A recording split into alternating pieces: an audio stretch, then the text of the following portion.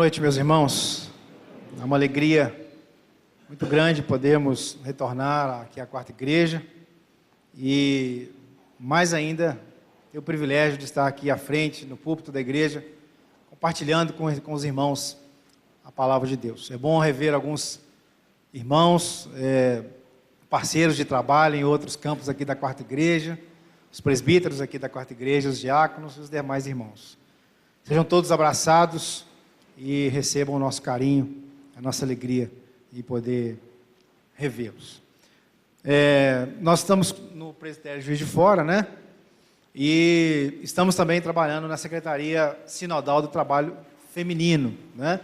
Nós somos secretário sinodal da SAFES, do nosso Sínodo Zona da Mata Mineira. De forma que nós trazemos também um abraço da Sinodal às irmãs aqui da SAF, da Quarta Igreja Presbiteriana. E rogamos as bênçãos de Deus sobre o trabalho de vocês aqui nessa igreja. Eu estou sozinho, porque minha esposa foi com o Josué, meu filho mais velho, o Pedro, né?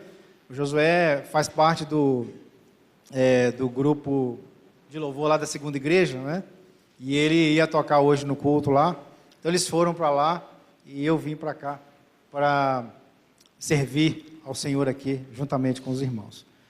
Então, queridos, vamos, sem mais delongas, abrimos a palavra de Deus na carta de Paulo aos Filipenses, no capítulo 2.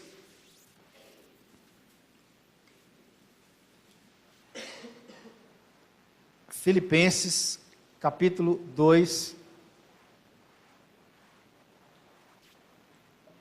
versos 5 a 11.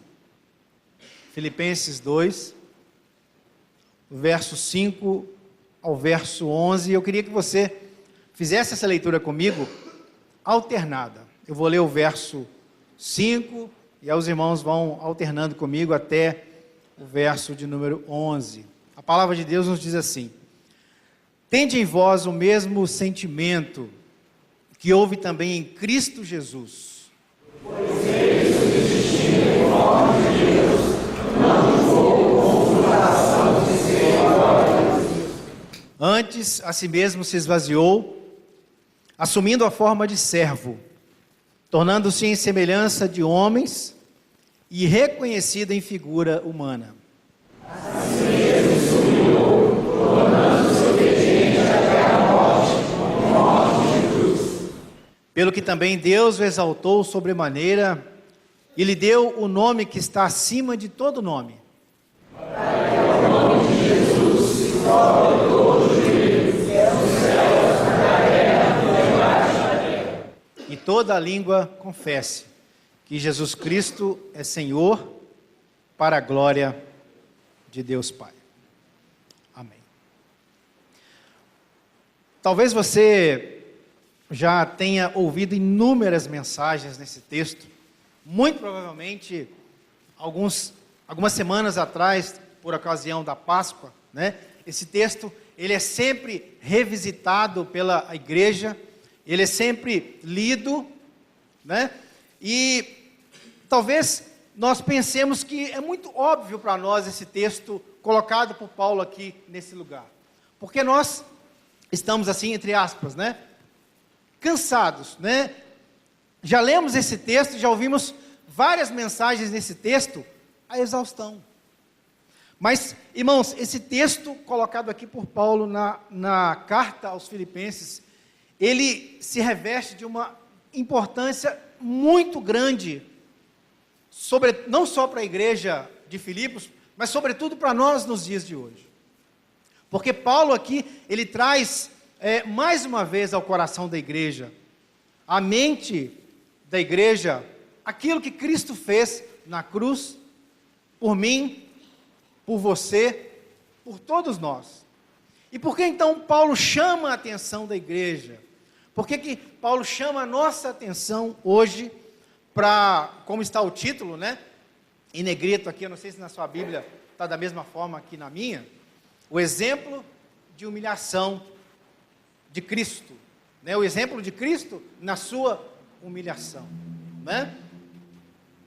Porque é exatamente isso que a igreja de Filipos deveria revisitar, deveria refletir, deveria pensar naquele contexto, naquele momento em que a igreja estava vivendo. Por quê? Há um elemento muito importante na encarnação de Cristo. Há uma,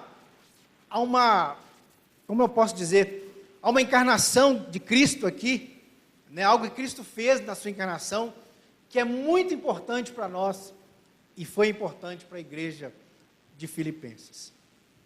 A carta de Paulo aos Filipenses foi escrita, ou melhor, a igreja aos Filipenses foi plantada na segunda viagem missionária de Paulo. Quando ele chega na cidade de Filipos, e lá em Atos 16, 11 a 15, nos conta que Paulo foi recebido por uma vendedora de púrpura, chamada, quem lembra do nome dela? Lídia.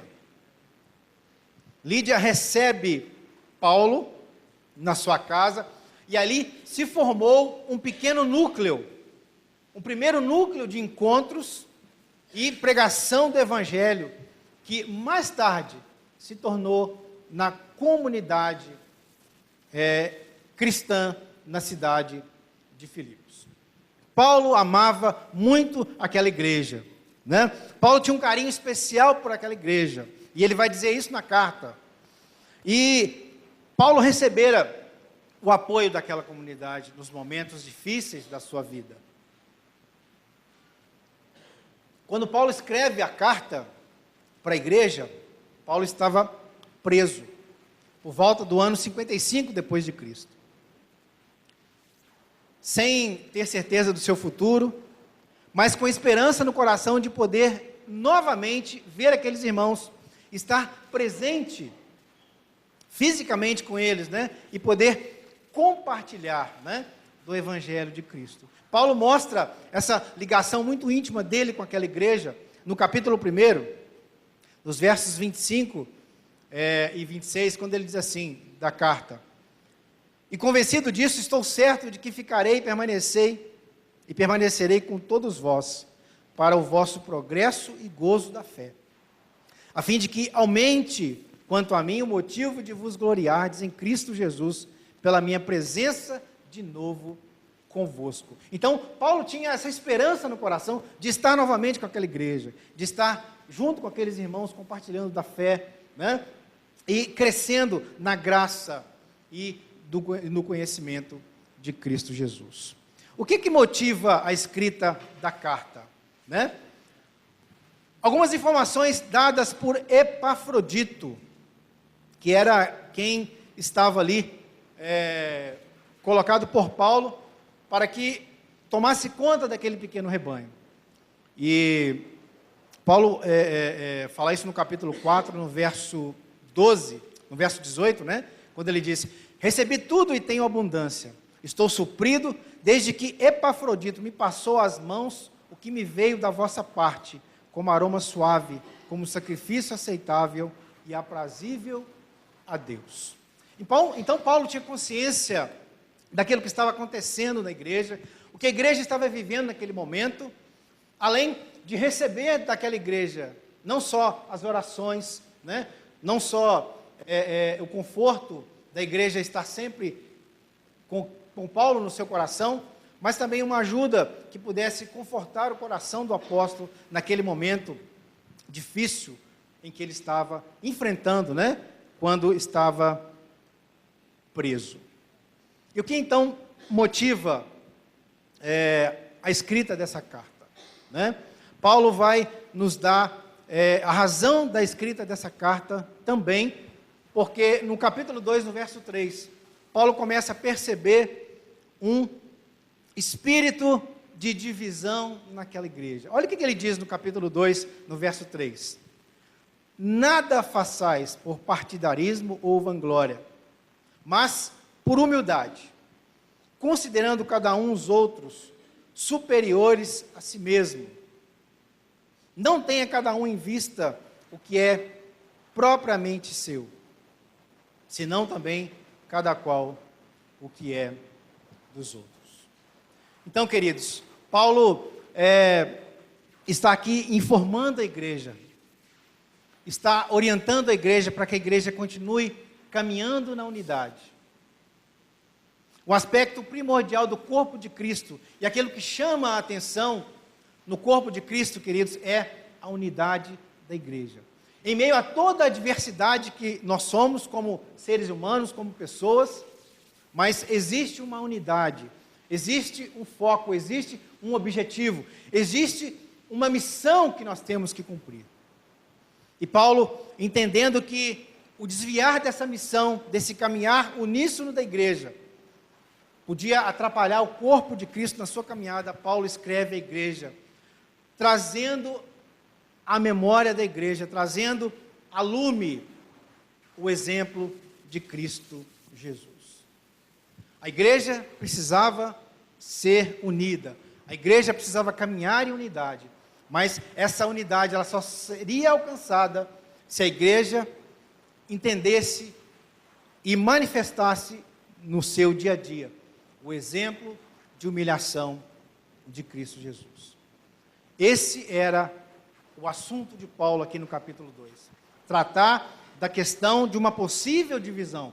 Nós não temos maiores informações na carta de que a igreja estava dividida. Parece-nos que Paulo avista um ninho, né? Um começo de uma questão que pudesse dividir o corpo de Cristo, que pudesse atrapalhar a igreja, a caminhada da igreja, pudesse desviar a igreja do foco, que é servir a Cristo, que é pregar o Evangelho, que é ser uma igreja coesa e falar do amor de Deus, falar da graça de Deus em Cristo Jesus. Então, queridos, por isso Paulo chama a atenção da igreja para o exemplo de humilhação de Cristo. O fato é que Paulo conhecia quem era aquela igreja, quem eram aqueles irmãos, né?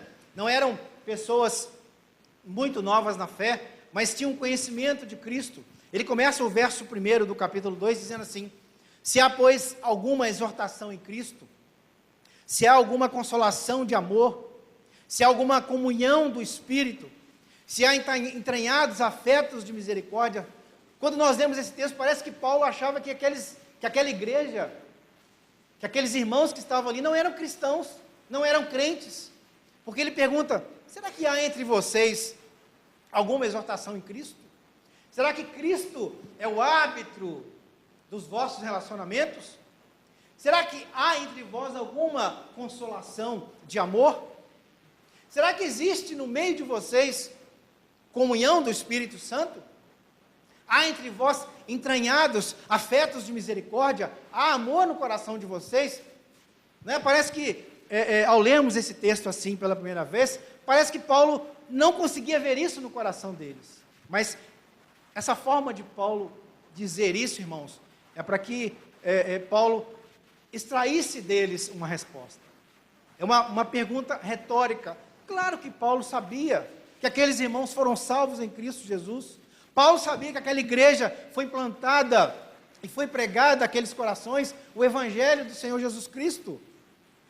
E o fato é que Paulo começa a carta dando essas demonstrações. Veja no capítulo 1, no verso, do verso 3 em diante, como Paulo rasga de elogios aquela igreja.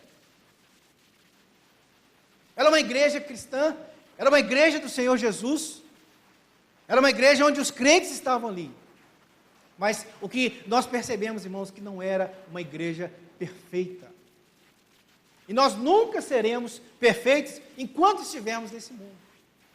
Portanto, sempre estaremos necessitados da graça que vem de Deus na pessoa do seu Filho Jesus Cristo. Para que nós possamos, mesmo nessa vida, apesar do pecado, né, que o grupo de louvor trouxe no seu cântico, né, apesar das nossas falhas, das nossas faltas, nós podemos, sim, pela graça de Deus, fazermos a sua vontade. Então, Paulo elogia a igreja. Olha o que ele diz no capítulo 1, no verso 3. Dou graças ao meu Deus por tudo o que recordo de vós, fazendo sempre com alegria súplica por todos vós em todas as minhas orações, pela vossa cooperação no Evangelho. Havia cooperação da igreja. Paulo foi alvo dessa cooperação. Havia pregação do Evangelho. Essa igreja cooperava com o avanço do Evangelho na região. Ele continua dizendo, desde o primeiro dia até agora. Parece que aquela igreja foi ensinada, foi plantada por Paulo a ser uma igreja missionária. Desde o seu início, desde o seu começo, a igreja foi ensinada a cooperar no Evangelho de Cristo. Olha o que Paulo diz mais a respeito dessa igreja. Verso 6, estou plenamente certo de que aquele que começou boa obra em vós, há de completá-la, até o dia de Cristo Jesus. Que obra é essa, irmãos? Que Paulo está se referindo? Que começou na vida daqueles crentes, daqueles cristãos? Uma obra boa. E eu quero chamar os irmãos para nós irmos lá, em Gênesis 1, quando depois de cada ato criativo de Deus, Deus disse, e Moisés disse, né, escrevendo o Gênesis, por iluminação do Espírito Santo, inspiração do Espírito Santo, e viu Deus que era tudo muito bom, né? Então tudo que Deus faz, não somente bom, mas é perfeito. E nós vemos a obra da criação, a sua perfeição. E Deus operou em nós a obra da redenção no nosso coração. E ela começou, e ela vai ter o seu fim, quando Cristo voltar para buscar aquela igreja. Essa obra, irmãos, é o processo de santificação. E aqueles irmãos, então, tinham Cristo nos seus corações, tinham o Espírito Santo fazendo a sua obra naqueles corações. Portanto, Paulo sabia quem era aquela igreja. Mas Paulo queria tirar deles aquilo que eles tinham de melhor. Chamar a atenção deles, né? Como é comum de todo cristão. Nós começamos bem a nossa caminhada cristã, né? Passamos pelo primeiro amor, mas à medida que vamos avançando na nossa santificação, na nossa caminhada cristã, nós vamos enfrentando grandes lutas e dificuldades na nossa vida. E se nós não retornarmos ao primeiro amor, se nós não voltarmos à presença de Jesus, nós vamos nos desviando da vontade de Deus. E é isso que Paulo, ao que nos parece, Paulo queria evitar. O desvio da missão da igreja, que é exalar o bom perfume de Cristo, né? E aí Paulo, então, começa o verso primeiro, né, falando disso, tirando do coração da igreja aquilo que lhe é peculiar, aquilo que lhe é comum, né, que é a exortação em Cristo, que é a consolação de amor, que é a comunhão do Espírito que havia naquela igreja, os entranhados afetos de misericórdia. E Paulo diz no verso 2 do capítulo 2, completai a minha alegria, de modo que penseis a mesma coisa, tenhais o mesmo amor, sejais unidos de alma, tendo o mesmo sentimento. Então Paulo fala agora de um sentimento que é comum da igreja, né? Que é um pensamento comum da igreja, que é o amor único da igreja. Claro, queridos, nós não devemos imaginar, né, que todos nós, né, que como igreja, por exemplo, segunda, primeira, quarta igreja, todos nós pensamos a mesma coisa, né? Nós somos diferentes. Cada um de nós teve uma educação diferente, cada um de nós viemos de famílias diferentes. Mas quando nós estamos em Cristo Jesus, Paulo está dizendo, e a palavra de Deus nos diz que nós temos que ter o mesmo pensamento, a mesma fé, o mesmo propósito. Temos que caminhar unidos de alma, ter o mesmo sentimento que houve em Cristo Jesus. E que sentimento é esse que Paulo se refere aqui? É o sentimento que Cristo teve no seu exemplo de humilhação. O que Paulo chama a atenção da igreja. A igreja só vai alcançar a verdadeira unidade quando ela entender que nós não fomos chamados para sermos servidos. Nós somos chamados por Cristo para servir.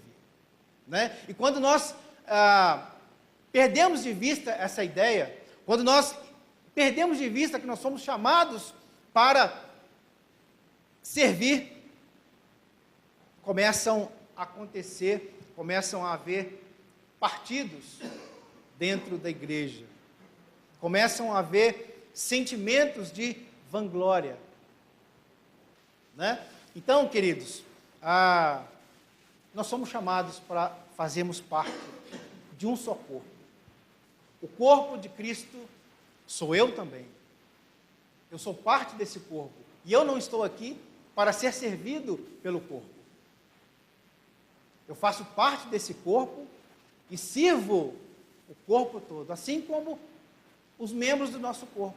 Né? Paulo usa a figura do corpo humano para dizer, né, lá em Efésios, acerca da unidade da igreja. Né? Nós não conseguimos imaginar o corpo humano diferente daquilo que nós somos hoje. Né? 2 pés, 2 mãos, 2 olhos, né, uma boca, 2 ouvidos. E quando nos falta algum desses membros, né, quando o corpo humano falta algum desses membros, nós percebemos que há algo de errado. E essa analogia de Paulo, ela é perfeita para mostrar a unidade da igreja de Cristo Jesus. Cada um de nós é importante. Cada um de nós que estamos aqui hoje, que faz parte desse corpo, da comunidade, da 4ª igreja presbiteriana de Juiz de Fora, é importante para a 4ª igreja. Todos vocês são fundamentais nesse processo de crescimento, de avanço da igreja aqui na cidade de Juiz de Fora, especificamente no bairro de São Mateus.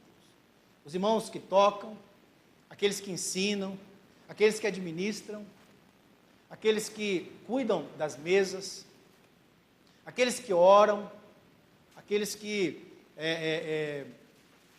fazem qualquer atividade na igreja. Todos nós somos importantes. Por isso, não pode haver entre nós partidarismo, no sentido de eu querer ser servido pelo meu irmão. De eu nutrir no meu coração um sentimento de vanglória, de me gloriar, de me vangloriar por aquilo que eu faço no corpo de Cristo. Né? Quando essas coisas começam a tomar conta do nosso coração, é preciso acender uma luz dentro de nós e nos alertar que nós estamos nos desviando daquele exemplo que Cristo Jesus deixou para nós. Por isso, Paulo traz aqui, na segunda parte do capítulo 2, o exemplo de humilhação de Cristo Jesus. Né? Essa é a instrução de Paulo. Olha, vocês são uma nova criatura. Vocês são a igreja de Cristo. Vocês são os eleitos de Cristo. Vivam com unidade. Caminhem unissonamente. Vivam a fé. Mas não se esqueçam da humildade. Né? E ele continua dizendo no verso 3, considerando cada um os outros superiores a si mesmo. Não tenha cada um em vista o que é propriamente seu, senão também cada qual o que é dos outros. Se nós somos um corpo, se nós somos um em Cristo, tudo que eu tenho, tudo que eu sou, Deus me fez assim, para que eu possa servir, para que eu possa abençoar a vida do meu irmão, para que eu possa abençoar esse corpo, e esse corpo possa crescer, e esse corpo possa se fortalecer. E aí Paulo, então, falando, irmãos, do exemplo de humilhação de Cristo, né? Paulo chama a nossa atenção, que Cristo, né, no verso 7, a si mesmo se esvaziou, assumindo a forma de servo, tornando-se em semelhança de homens, e reconhecido em figura humana, a si mesmo se humilhou, tornando-se obediente até a morte, morte de cruz. pelo que também Deus o exaltou sobremaneira e lhe deu o nome que está acima de todo nome, para que ao nome de Jesus se dobre todo o joelho, nos céus, na terra e debaixo da terra, e toda a língua confesse que Jesus é Cristo, que Jesus Cristo é Senhor, para a glória de Deus Pai. Dos versos 12 ao verso 18, irmãos, Paulo está dizendo, né, o que nós precisamos fazer então. Se nós somos eleitos, se nós somos salvos por Cristo, se nós temos o Espírito Santo dentro do nosso coração, se nós temos o amor de Cristo dentro de nós, se nós entendemos que precisamos fazer tudo pelo outro, que eu fui comprado com o sangue de Cristo, que Cristo se fez servo, que Cristo morreu na cruz para me salvar, Ele desceu da sua glória, Ele desceu da sua majestade, se foi reconhecido em figura humana, se humilhou para me salvar, eu tenho também que fazer o mesmo pelo meu próximo. Eu tenho que fazer o mesmo por aquele que está ao meu lado, né? Sobretudo pela igreja de Cristo Jesus.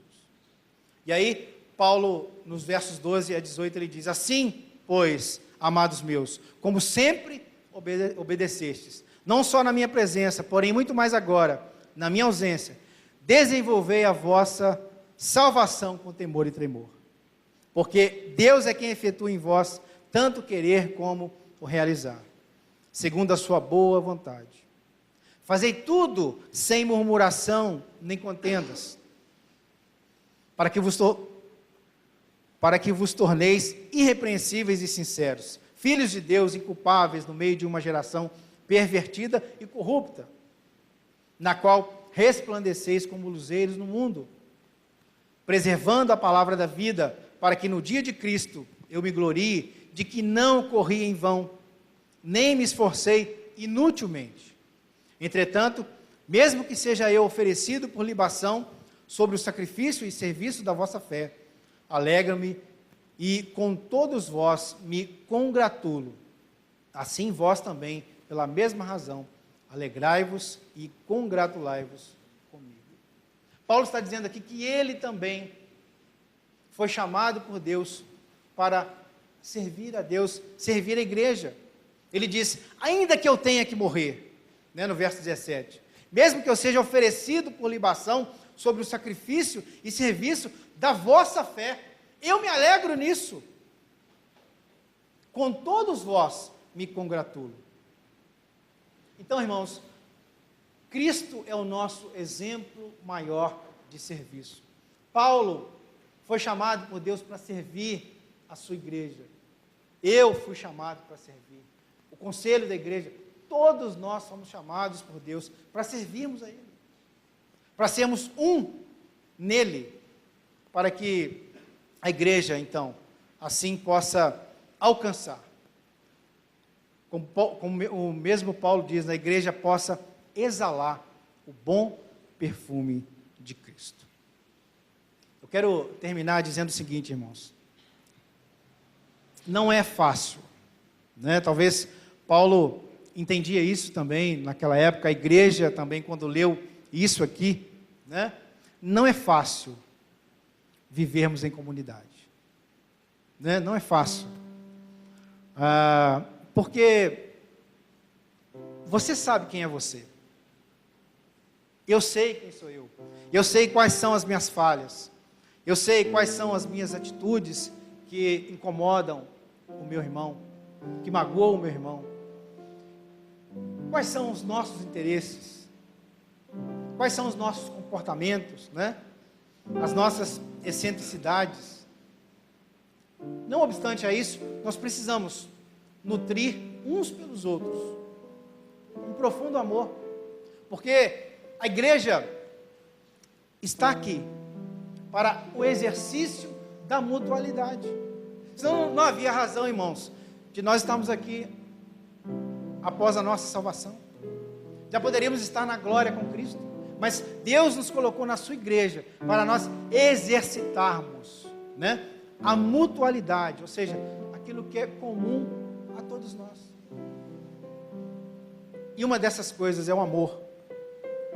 Então nós não podemos expressar o amor de Cristo de outra forma, se não for através do serviço, da nossa entrega, né? Do nosso esvaziar para o nosso irmão, né? Ainda sabendo que às vezes é difícil, né, a gente caminhar junto com algumas pessoas, conhecendo os seus interesses, as suas atitudes, né, os seus comportamentos. Mas quando nós consideramos a humildade de Cristo, né, quando nós olhamos para o exemplo de Cristo na cruz, tudo fica mais fácil, tudo fica mais leve, né? Tudo fica mais tranquilo de nós fazermos, de nós imitarmos, né? Porque estamos imitando o nosso Senhor e Salvador Jesus Cristo. E talvez, quando nós nos angustiamos por alguém que nos incomoda, que nos atrapalha, talvez essa angústia aos olhos de Cristo pareça algo pecaminoso no nosso coração, porque nós não temos esse direito, ainda que nós estejamos cobertos de razão, de nos entristecermos por algo que alguém tenha feito conosco, mas nós não temos esse direito quando nós olhamos para o exemplo de humilhação de Cristo na cruz, porque Ele morreu por mim, por você, pelas nossas mazelas, pelos nossos pecados, pelas nossas faltas, e Ele não nos levou em consideração. Ele não levou em consideração as nossas faltas, as nossas mazelas, os nossos pecados. O que incomoda você? O que especificamente incomoda você? Então faça um teste, faça para si mesmo a seguinte pergunta: se Cristo sabia que tal pessoa era tão difícil de me relacionar com ela e de conviver com ela, teria Cristo morrido por ela de qualquer maneira? E se a resposta for sim, se Cristo de fato morreu por essa pessoa, que você considera uma pessoa que é difícil de caminhar, de compartilhar com ela o Evangelho, se Cristo morreu por ela, então o problema é nosso. Porque se Cristo morreu por ela, é porque eu preciso aprender mais com Ele a perdoar, eu preciso aprender com Cristo a amar, eu preciso aprender com Cristo a sujeitar a minha vontade primeiramente a Ele, para depois servir ao meu irmão, para depois servir ao meu próximo, ainda que isso seja algo doloroso para o nosso coração. Então peça a Deus que ensine a você, no poder do Espírito Santo, a aceitar. Peça a Deus que te encoraje a caminhar com algumas pessoas com as quais você já perdeu a paciência, já perdeu o ânimo, já perdeu até a alegria de estar junto. Busque a presença de Deus e vá em frente, né? Aprenda com Cristo Jesus. A igreja, irmãos, ela foi chamada para ser uma igreja unida, mas nós não vamos alcançar isso, essa unidade.